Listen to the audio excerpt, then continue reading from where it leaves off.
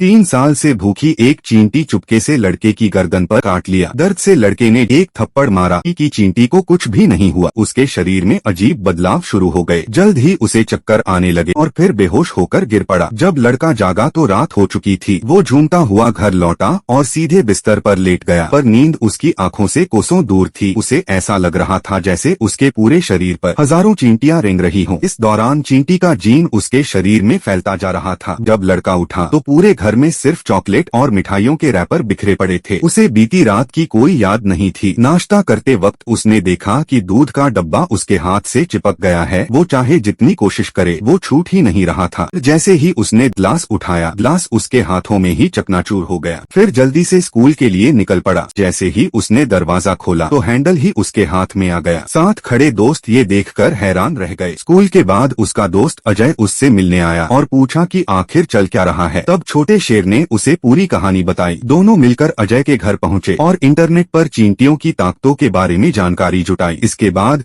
उसके लिए एक खास एंटी मैन की ड्रेस तैयार कर दी। दोनों ने फैसला किया अब समय है दुनिया को बचाने का। एक रात दोनों एक अंडरग्राउंड पार्किंग में पहुंचे, जहां एक बदमाश एक बूढ़े का पर्स छीन रहा था। छोटे शेर ने बिना समय गवाए उसका पीछा किया, पर चोर उसे देखकर हंसने लगा और उसे दीवार की तरफ धकेलने लगा। डर के मारे छोटा शेर दीवार पर चढ़ गया, बिल्कुल स्पाइडर मैन की तरह। चोर चौंक गया, पर संभलने से पहले छोटा शेर उस पर झपट पड़ा और उसे गिरा दिया। पुलिस मौके पर पहुंच गई और चोर को पकड़ लिया। छोटे शेर को बहादुरी के लिए शाबाशी मिली। इसके बाद अजय और छोटा शेर बन गए शहर के रक्षक। जहां भी खतरा होता छोटा शेर सबसे पहले पहुंचता। कभी ट्रैफिक कंट्रोल करता तो कभी जलते घर से बच्चों को बचाता। धीरे धीरे उसकी बहादुरी के चर्चे फैल गए। अखबारों, न्यूज चैनलों और सोशल मीडिया पर वो छा गया और बन गया सबका हीरो।